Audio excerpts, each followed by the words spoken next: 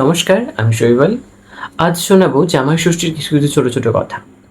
জামাইকে নিয়ে এই উৎসব আমরা কিন্তু ছোট থেকেই দেখে আসছি।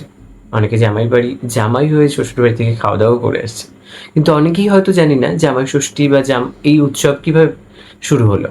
চলুন, আজ আমি সেই ছোট ছোট নোট করে রাখা আমার কাছের খবরগুলো আপনাকে জানাবো। শুরু করা যাক।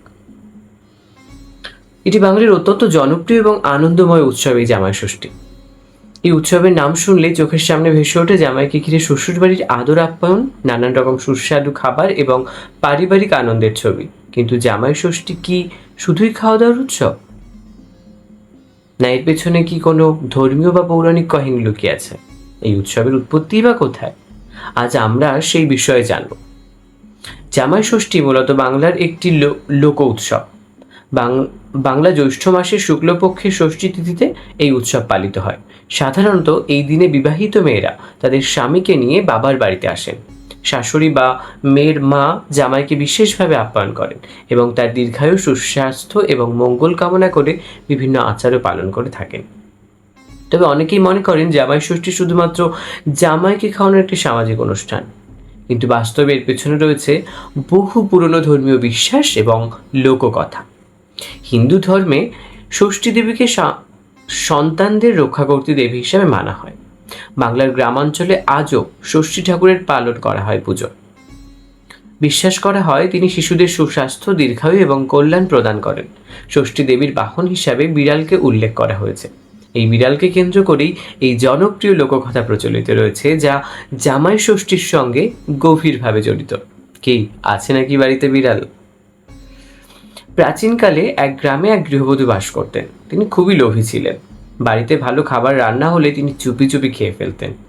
পরে পরিবারের লোকেরা জানতে চাইলে তিনি মিথ্যা বলে দোষ চাপাতেন ষষ্ঠী দেবীর বাহন বিড়ালের উপর। প্রতিদিন অন্যায় অপবাদ শুনতে শুনতে বিড়ালটি অত্যন্ত কষ্ট পায়। একদিন বিড়ালটি দেবী ষষ্ঠীর কাছে গিয়ে সমস্ত ঘটনা জানায়। দেবী তখন সেই গৃহবধূকে শিক্ষা দেওয়ার সিদ্ধান্ত নেন। কিছুদিন পর গৃহবধূর সন্তান জন্মালে দেবী অলৌকিক শক্তিতে সন্তানটিকে অদৃশ্য করে দেন। পরপর যত সন্তানই জন্মায় সকলেই হারিয়ে যেতে থাকে। ফলে গৃহবধূ গভীর দুঃখে ভেঙে পড়েন। অবশেষে তিনি নিজের ভুল বুঝতে পারেন এবং দেবী ষষ্ঠীর কাছে ক্ষমা প্রার্থনা করেন। দেবী তার অনুতাপ দেখে সন্তুষ্ট হন এবং সব সন্তানকে তিনি ফিরিয়ে দেন। সেই থেকেই মানুষ ষষ্ঠী দেবীর পুজো করতে শুরু করে এবং সন্তানদের মঙ্গলের জন্য তার আশীর্বাদ কামনা করে। এই কাহিনীর মূল শিক্ষা হলো মিথ্যা বলা, অন্যায়ভাবে দোষারোপ করা এবং লোভ মানুষের ক্ষতির কারণ হতে পারে। অন্যদিকে সত্য, অনুতাপ এবং ভক্তি মানুষকে কল্যাণের পথে নিয়ে যেতে পারে। কিন্তু প্রশ্ন হলো, ষষ্ঠী দেবীর পূজার সঙ্গে জামাইয়ের সম্পর্ক কোথায়, তাই না? লোক সংস্কৃতি গবেষকদের মতে জামাই ষষ্ঠী মূলত ষষ্ঠী পুজোরই একটি সামাজিক রূপান্তর। প্রাচীন বাংলায় বিবাহিত কন্যা ছিল দুই পরিবারের মধ্যে একটি গুরুত্বপূর্ণ সেতুবন্ধন, যা এখনো আছে। কন্যার সুখ শান্তি অনেকাংশেই তার স্বামীর উপর নির্ভর করত। তাই মেয়ের স্বামী বা জামাইয়ের সঙ্গে তাদের মঙ্গল কামনা করার মানেই মেয়ের সুখ ও সমৃদ্ধি কামনা করা।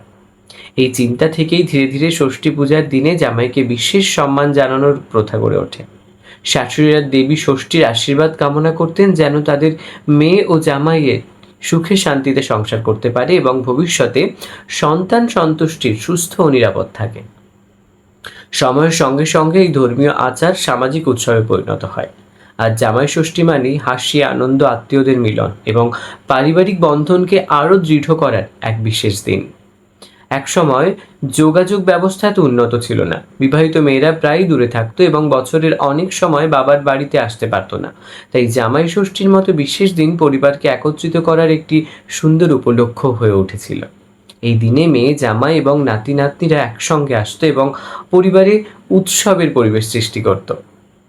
জামাই ষষ্ঠীর অন্যতম আকর্ষণ হলো ঐতিহ্যবাহী ভোজ। বাংলার বিভিন্ন অঞ্চলে বিভিন্ন ধরনের খাবারের আয়োজন করা হতো। মাছ, মাংস, ভাত, ডাল, ভাজা, চাটনি, মিষ্টি, আম, লিচু, মৌসুমি ফল দিয়ে জামাইকে আপ্যায়ন করা হতো।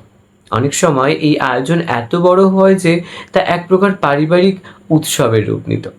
তবে এই খাওয়া দাওয়ার পেছনেও কিন্তু একটা প্রকৃতি অর্থ রয়েছে। বাঙালি সংস্কৃতিতে অতিথিকে সম্মান জানানোর অত্যন্ত অন্যতম উপায় হলো ভালো খাবার পরিবেশন করা, আর জামাইকে পরিবারের সদস্য হিসাবে গ্রহণ ও ভালোবাসা প্রকাশের একটি মাধ্যম হয়ে উঠেছে এই ভোজ। জামাই ষষ্ঠীর দিন অনেক জায়গায় শাশুড়ি জামাইয়ের কপালে চন্দনের ফোঁটা দেন, আশীর্বাদ করেন এবং একটি পবিত্র সুতো হাতে বেঁধে দেন। এর মাধ্যমে জামাইয়ের দীর্ঘ জীবন ও সুস্বাস্থ্য কামনা করা হয়।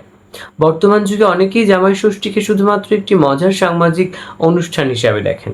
সামাজিক মাধ্যমে নানান রসিকতা ও হাস্যরসের বিষয়ও হয়ে উঠেছে এই দিনটি, কিন্তু এর অন্তর্নিহিত তাৎপর্য অনেক গভীর। এটি আসলে পারিবারিক সম্পর্কের সম্মান জানানোর জন্য একটি সুন্দর ঐতিহ্য। বাঙালি সংস্কৃতিতে পরিবার অত্যন্ত গুরুত্বপূর্ণ। জামাই ষষ্ঠী সেই পারিবারিক বন্ধনেরই একটি প্রতীক। এই দিনে শ্বশুর শাশুড়ি জামাইয়ের মধ্যে সম্পর্ক আরও ঘনিষ্ঠ হয়, পাশাপাশি মেয়েও তার বাবা মায়ের স্নেহ ও ভালোবাসা অনুভব করার সুযোগ পায়। লোক সংস্কৃতিতে দৃষ্টিতে দেখতে গেলে জামাই ষষ্ঠী বাংলার সামাজিক ইতিহাসের একটি গুরুত্বপূর্ণ অংশ। এটি আমাদের মনে করিয়ে দেয় যে উৎসব শুধু ধর্মীয় আচারের মধ্যে সীমাবদ্ধ নয়, উৎসব মানুষের মধ্যেই ভালোবাসা, সম্পর্ক এবং পারস্পরিক সম্মান বৃদ্ধি করে। আজকের দ্রুত গতির জীবনে মানুষ কাজের ব্যস্ততায় পরিবারের জন্য সময় বের করতে পারে না, তাই জামাই ষষ্ঠীর মতো উৎসব আমাদের আবারও পরিবারকে কাছে নিয়ে আসে। একসঙ্গে বসে খাওয়া, গল্প করা, আনন্দ ভাগ করে নেওয়ার মধ্যেই এই উৎসবের প্রকৃত সৌন্দর্য লুকিয়ে রয়েছে। সবশেষে বলা যায় জামাই ষষ্ঠী শুধু জামাইকে খাওয়ানোর দিন নয়, এর শিকড় রয়েছে ষষ্ঠী দেবীর পূজা, প্রাচীন বাংলার লোকবিশ্বাস এবং পারিবারিক সংস্কৃতির গভীরে। সন্তানদের রক্ষাকর্ত্রী দেবীর আশীর্বাদ, কন্যার সুখী সংসারের কামনা এবং দুই পরিবারের মধ্যে ভালোবাসার বন্ধন, এই তিনের মিলনেই গড়ে উঠেছে জামাই ষষ্ঠীর ঐতিহ্য। তাই যখন আমরা জামাই ষষ্ঠী উদযাপন করি, তখন শুধু একটি সামাজিক রীতি পালন করি না, বরং বহু শতাব্দীর পুরনো এক সাংস্কৃতিক ঐতিহ্যকে সম্মান জানাই। এই উৎসব আমাদের শেখায় সম্পর্কের মূল্য সবচেয়ে বড়, আর ভালোবাসা ও পারিবারিক বন্ধনই মানুষের জীবনের প্রকৃত সম্পদ। ধন্যবাদ, সবাই ভালো থাকুন। কেমন লাগবে জানাবেন এই জামাই ষষ্ঠী। আর হ্যাঁ, জামাই কার বাড়িতে যাচ্ছে, কে কে আসছে, কে কে যাবেন, কমেন্টে জানিয়ে যাবেন।